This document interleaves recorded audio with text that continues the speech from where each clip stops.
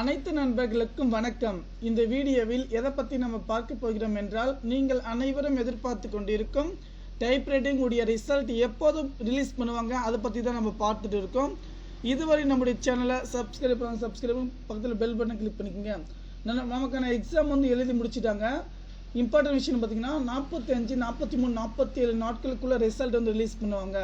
வாட்ஸ்அப்பில் link join பண்ணிக்கோங்க. அதே போல் வந்து பார்த்தீங்கன்னா உங்களுக்கு எந்த டவுட்டாக இருந்தாலும் சிஒய் சம்மந்தப்பட்டது ஃப்ரீ கிளாஸ் ஓகேங்களா, எப்படி வந்து நம்ம படிக்கிறது, எப்படி ரெக்கார்ட் நோட் எழுதுறது, அதனுடைய தகவல் வந்து பார்த்தீங்கன்னா நான் வந்து அப்டேட் பண்ணுறேன்.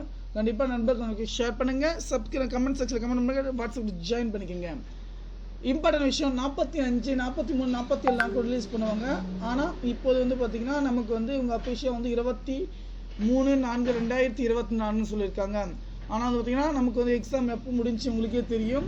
அந்த டேட்டில் 45, 47 நாட்கள் பார்த்தீங்கன்னா அடுத்த மாதம் 13ஆம் தேதி வருகிறது. 13, 14ஆம் தேதிக்குள்ளே வந்து பார்த்தீங்கன்னா நமக்கான ரிசல்ட் வந்து பார்த்தீங்கன்னா கண்டிப்பாக ரிலீஸ் பண்ணுவாங்க. கண்டிப்பாக யாரும் வந்து கவலைப்பட தேவை கிடையாது.